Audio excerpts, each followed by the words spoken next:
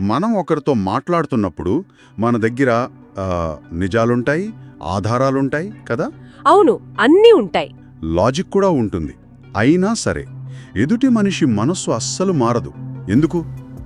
కుటుంబంలో చిన్న తగాదాల నుండి సోషల్ మీడియాలో జరిగే పెద్ద రాజకీయ యుద్ధాల వరకు. ఇది అందరికీ అనుభవమే. కరెక్ట్. ఎందుకు మన ప్రయత్నాలు ప్రతిసారి బిడిసికొడతాయి? ఈ ప్రశ్నకు సమాధానం వెతకడానికే మనం ఈరోజు ఒక లోతైన విశ్లేషణ చేస్తున్నాం. డేవిడ్ మెక్రేనీ రాసిన హౌ మైండ్స్ చేంజ్ అనే పుస్తకం ఆధారంగా. అంటే సైకాలజీ, న్యూరోసైన్స్ ఇంకా ఎన్నో నిజ జీవిత కథల ఆధారంగా ఈ పుస్తకం రాశారు. అసలు మనుషుల ఆలోచనా విధానం ఎలా పనిచేస్తుందో అర్థం చేసుకోవడానికి ఇదొక అద్భుతమైన గైడ్ అన్నమాట. అంటే మన ఉద్దేశ్యం కేవలం వాదనలు ఎందుకు ఫెయిల్ అవుతాయో తెలుసుకోవడమే కాదు, ఎదుటివారిపై నిజంగా ప్రభావం చూపెట్టడానికి, బహుశా వాళ్లతో ఒక మంచి సంబంధాన్ని నిలబెట్టుకోవడానికి ఒక కొత్త మార్గాన్ని కొనుక్కోవడం. సరే, ఇక విషయంలోకి వెళ్దాం. మనందరం చేసే మొదటి పొరపాటేంటి? మనం చేసే మొదటి అతిపెద్ద పొరపాటు ఒక నమ్మకం మీద ఆధారపడి ఉంటుంది. అదేంటంటే, ఎవరైనా తప్పుగా ఆలోచిస్తుంటే వాళ్లకు సరైన నిజాలు, ఫ్యాక్ట్స్ చూపిస్తే చాలు, వాళ్ల మనసు మారిపోతుంది అని అనుకోవడం. కరెక్ట్. దీన్ని రచయిత ఇన్ఫర్మేషన్ డెఫిసిట్ మోడల్ అంటారు. అంటే వాళ్ల దగ్గర సరైన సమాచారం లేదు, మనం ఇస్తే సరిపోతుంది అని అనుకోవడం. కానీ ఇది 99% సందర్భాల్లో పనిచెయ్యదు. నిజమే. ఇది వింటుంటే నాకు మా కుటుంబ వాట్సాప్ గ్రూప్లో జరిగే చర్చలు గుర్తొస్తున్నాయి. అవును, అందరి పరిస్థితి అదే. ఒక ఫేక్ న్యూస్ గురించి ఎంత చెప్పినా ఎవరు వినరు. సరే, ఫ్యాక్ట్స్ పని చెయ్యకపోతే అసలు సమస్య ఎక్కడుంది? ఎందుకంత ముందుగా ఉంటారు? మెక్రేనీ చెప్పే ప్రధాన విషయం ఇదే. సమస్య సమాచారంలో లేదు, సమస్య గుర్తింపులో, అంటే ఐడెంటిటీలో ఉంది. ఐడెంటిటీ? అవును. మనుషులు నిజాల వల్ల మారరు, వాళ్ల గుర్తింపులకు ముప్పు వాటిల్లినప్పుడు మాత్రమే మారతారు. ఒక నమ్మకం అనేది వాళ్లకు కేవలం ఒక ఆలోచన కాదు, అది వారి అస్తిత్వంలో, వారి నేను ఎవరు అనే భావనలో ఒక భాగం. అంటే మనం వారి నమ్మకాన్ని ప్రశ్నిస్తే అది వాళ్లు వేసుకున్న చొక్కా రంగు బాలేదన్నట్టు కాదు, వాళ్ల చర్మాన్నే విమర్శించినట్టు ఫీల్ అవుతారనమాట. అవును, చాలా పర్సనల్గా తీసుకుంటారు. ఉదాహరణకు, ఒక రాజకీయ పార్టీని గుడ్డిగా నమ్మే వ్యక్తికి ఆ పార్టీ తప్పుల గురించి చెప్పితే వాళ్ళు దాన్ని పార్టీపై విమర్శగా చూడరు. నేను నమ్మిన దాన్ని, అంటే నన్నే తప్పు పడుతున్నావు అని ఫీల్ అవుతారు. ఖచ్చితంగా. ఆ క్షణంలోనే వారి మెదడు తార్కికంగా ఆలోచించడం మానేస్తుంది. పూర్తిగా ఫైట్ ఆర్ ఫ్లైట్ మోడ్లోకి, అంటే ఆత్మరక్షణ మోడ్లోకి వెళ్ళిపోతుంది. వారి మెదడుకు అది ఒక సింహం దాడి చేసినంత ప్రమాదకరంగా అనిపిస్తుంది. ఇక అక్కడ కొత్త విషయాలు నేర్చుకోవడానికి, మన వాదన వినడానికి ఆస్కారమే ఉండదు. వాళ్ల ఏకైక లక్ష్యం తమ గుర్తింపుని కాపాడుకోవడమే. అయితే ఇక్కడొక విచిత్రమైన పరిస్థితి ఉంది. మనం ఎంతెక్కువ ఆధారాలు చూపిస్తే వాళ్లు అంతెక్కువ తప్పుదారిలో వెళ్లే ప్రమాదం ఉందన్నమాట. ఇది మన ఉద్దేశాన్నే తలకిందులు చేస్తోంది. మీరు ప్రస్తావిస్తున్నది చాలా ప్రమాదకరమైన బ్యాక్ఫైర్ ఎఫెక్ట్. ఇది మన ప్రయత్నాలను పూర్తిగా నాశనం చేస్తుంది. బ్యాక్ఫైర్ ఎఫెక్ట్ వినడానికే భయంగా ఉంది. ఇది నిజంగా భయపడాల్సిన విషయమే. ఒక వ్యక్తి యొక్క తప్పుడు నమ్మకాన్ని మనం ఆధారాలతో సరిచేయడానికి ప్రయత్నిస్తే వాళ్లు దాన్ని వదిలిపెట్టకపోగా తమ నమ్మకాన్ని సమర్థించుకోవడానికి మరింత మొండిగా తయారవుతారు. అంటే మన ఫ్యాక్ట్స్ వాళ్ళని మార్చడానికి బదులు వాళ్ళ నమ్మకాన్ని ఇంకా సిమెంట్ లాగా గట్టిగా పట్టుకునేలా చేస్తాయన్నమాట. సరిగ్గా అదే. దీని వెనక ఏదైనా సైకలాజికల్ కారణం ఉందా? మన మెదడు ఎందుకు ఇలా ప్రవర్తిస్తుంది? ఉంది. దీన్ని కాగ్నిటివ్ డిసోనెన్స్ అంటారు. మన మెదడుకు పరస్పర విరుద్ధమైన ఆలోచనలుంటే నచ్చదు. ఆ మానసిక అసౌకర్యం నుండి బయటపడటానికి కొత్తగా వచ్చిన కఠినమైన నిజాన్ని అంగీకరించడం కంటే పాత నమ్మకాన్ని మరింత గట్టిగా పట్టుకోవడం చాలా సులభం. ఆహా, అందుకే మన ప్రయత్నం బెడిసి కొడుతుంది. అవును. పుస్తకంలో దీనికొక బలమైన ఉదాహరణ కూడా ఉంది. ఏమిటది? వ్యాక్సినేషన్ను తీవ్రంగా వ్యతిరేకించే తల్లిదండ్రులపై చేసిన ఒక అధ్యయనం గురించి రచయిత వివరిస్తారు. ఓకే. వారికి వ్యాక్సిన్లు సురక్షితం అని చెప్పే తిరుగులేని శాస్త్రీయ ఆధారాలు, సిడిసి నుండి వచ్చిన గణాంకాలు చూపించారు. మరి ఫలితమేమైందంటే వారిలో కొందరు మరింత తీవ్రంగా యాంటీ వ్యాక్స్ ప్రచారకులుగా మారారు. ఆశ్చర్యంగా ఉంది. ఎందుకంటే నేను నా పిల్లల భద్రత కోసం ఆలోచించే ఒక బాధ్యత గల తల్లిదండ్రిని అనేది వారి గుర్తింపు. వ్యాక్సిన్ల విషయంలో వారు తప్పు చేశారని అంగీకరిస్తే ఆ గుర్తింపు దెబ్బతింటుంది. ఆ నొప్పిని భరించడం కంటే శాస్త్రాన్నే తప్పుబట్టడం వారికి తేలిక. అంటే మనం ఎంత మంచి ఉద్దేశంతో నిజాలు చెప్పినా అది ఎదుటివారిలో ఒక రక్షణ గోడను నిర్మిస్తుందన్నమాట. ఇది చాలా నిరుత్సాహకరంగా ఉంది. ఈ గోడను దాటడానికి ఏమైనా మార్గముందా, లేక మనం ప్రయత్నించడం మానేయాలా? ఖచ్చితంగా మార్గముంది. అయితే ఆ మార్గం వాదనల ద్వారా కాదు, సంభాషణల ద్వారా వెళ్తుంది. ఆ వాదనకు సంభాషణకు తేడా ఏంటి? వాదన అంటేనే నేను గెలవాలి, నువ్వు ఓడిపోవాలి అనే ధోరణి. ఓటమిని ఎవరూ ఇష్టపడరు కదా. నిజమే. కాని రచయిత చెప్పే పద్ధతిలో ఎవ్వరూ ఓడిపోరు. అదే ఈ పుస్తకంలో అత్యంత శక్తివంతమైన సాధనం. దాన్ని స్ట్రీట్ ఎపిస్టమాలజీ అంటారు. స్ట్రీట్ ఎపిస్టమాలజీ పేరు వినడానికి కొంచెం క్లిష్టంగా ఉంది, కానీ దీని వెనుక ఉన్న ఆలోచన ఏంటి? పేరుకు కొత్తగా ఉన్నా దీని వెనుక ఉన్న సూత్రం చాలా పురాతనమైనది.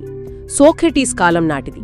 సింపుల్గా చెప్పాలంటే ఇది వాదించే పద్ధతి కాదు. మరి ఇది ప్రశ్నలు అడిగే ఒక కళ. ఎదుటివారి అభిప్రాయాలను గౌరవిస్తూనే వాళ్లు తమ నమ్మకాల గురించి తామే లోతుగా ఆలోచించుకునేలా చేయటం దీని లక్ష్యం.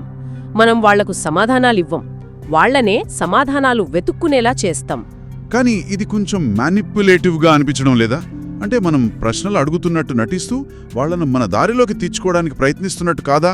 చాలా మంచి ప్రశ్న. ఇక్కడే అసలు రహస్యముంది.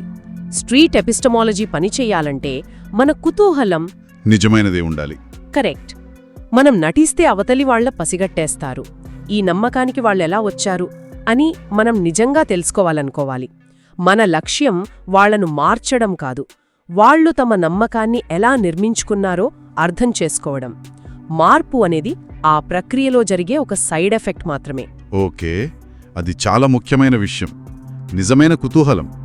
సరే, ఆచరణలో ఈ పద్ధతి ఎలా పనిచేస్తుంది? ఎలాంటి ప్రశ్నలు అడగాలి? ఇందులో కొన్ని దశలుంటాయి. మొదటిది వాదనకు దిగ్గకుండా వాళ్లతో ఒక మంచి సంబంధాన్ని ఏర్పరచుకోవడం. ఓకే.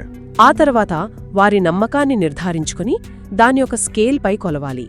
ఉదాహరణకు, భూమి బల్లపరుపుగా ఉందని మీరు నమ్ముతున్నారు. 0 నుండి 100 స్కేల్లో 100 అంటే పూర్తి నమ్మకం, 0 అంటే అస్సలు నమ్మకం లేదు. ఈ స్కేల్పై మీ నమ్మకం ఎంత అని అడగాలి. వాళ్ళు 95 అన్నారనుకుందాం. తర్వాత ఇప్పుడు అసలు ముఖ్యమైన ప్రశ్న వస్తుంది. 95 అనేది చాలా ఎక్కువ. ఇంత గట్టి నమ్మకానికి రావడానికి మీకు సహాయపడిన ముఖ్య కారణం ఏంటి అని అడగాలి. ఈ ప్రశ్న వాళ్లను నిందించదు. బదులుగా వాళ్ల ఆలోచనా విధానాన్ని గౌరవంగా మన ముందు ఉంచుతుంది. వాళ్లు తమ కారణాలు చెప్పిన తర్వాత అసలైన మలుపు వస్తుంది. అదేంటి? దాన్నే డిఫీజిబిలిటీ క్వశ్చన్ అంటారు. అంటే ఏదైనా ఆధారం మిమ్మల్ని 95 నుండి 25కి తీసుకురాగలదా, అలాంటి ఆధారం ఎలా ఉంటుంది అని అడగడం. ఈ ఒక్క ప్రశ్నతో మనం వాళ్ల మెదడులో ఒక తలుపు తెరుస్తాం. మొట్టమొదటిసారి అవును కదా, నా మనసు మారే అవకాశం ఉందా, ఉంటే దానికి ఎలాంటి ఆధారం కావాలి అని వాళ్లే ఆలోచించడం మొదలుపెడతారు. అద్భుతం. అంటే మార్పు అనే బీజాన్ని మనం బయట నుండి రుద్దట్లేదు, వాళ్ల మెదడులోనే నాటుతున్నాం.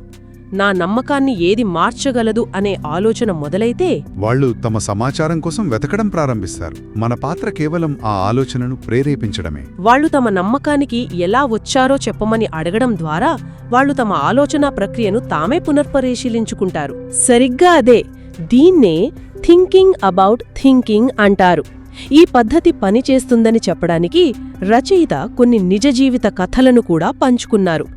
9/11 కుట్ర సిద్ధాంతాలను నమ్మే వ్యక్తి మారిన కథ, ఇంకా ఒక కల్ట్ నుండి బయటకొచ్చిన మహిళ కథ, శ్వేత జాతీయుల ఆధిపత్యాన్ని నమ్మే వ్యక్తి తన మనసు మార్చుకుని తాను ద్వేషించిన వారితోనే స్నేహం చేసిన కథలు, ఇవన్నీ చాలా స్ఫూర్తిదాయకమైనవి.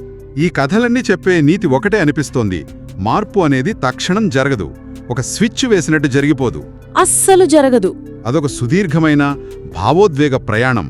ఆ ప్రయాణంలో మనం వాళ్ళ శత్రువుల్లా కాకుండా స్నేహితుల్లా, మార్గదర్శకుల్లా ఉండాలి. ముందుగా నమ్మకమనే వంతెనను నిర్మించాలి. అవును, ఇక్కడ ఇంకో ముఖ్య విషయం గమనించాలి. ఈ సూత్రాలు కేవలం ఉగ్రవాదాన్ని మార్చడం, రాజకీయ విభేదాలను పరిష్కరించడం వంటి పెద్ద సమస్యలకే కాదు, మన రోజువారీ జీవితానికి కూడా వర్తిస్తాయి. కరెక్ట్. భార్యాభర్తల మధ్య గొడవలు, తల్లిదండ్రులు పిల్లల మధ్య అభిప్రాయ భేదాలు, ఆఫీస్ రాజకీయాలు, చివరికి సోషల్ మీడియా వాదనలు అన్ని చోట్ల ఉపయోగపడతాయి.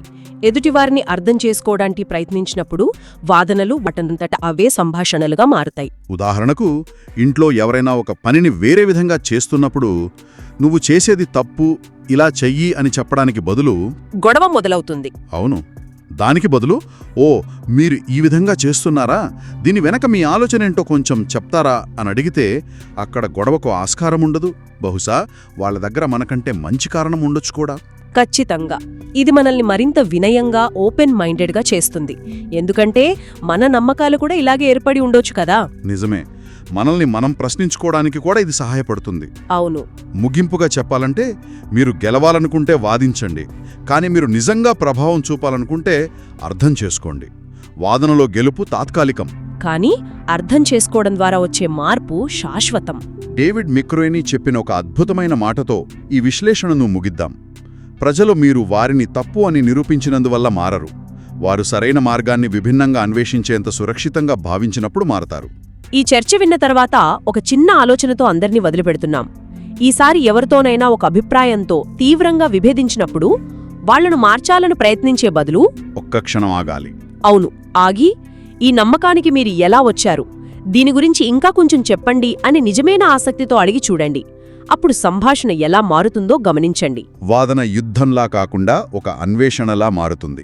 అవును, ఆ అన్వేషణలో ఇద్దరూ కలిసి ప్రయాణించవచ్చు.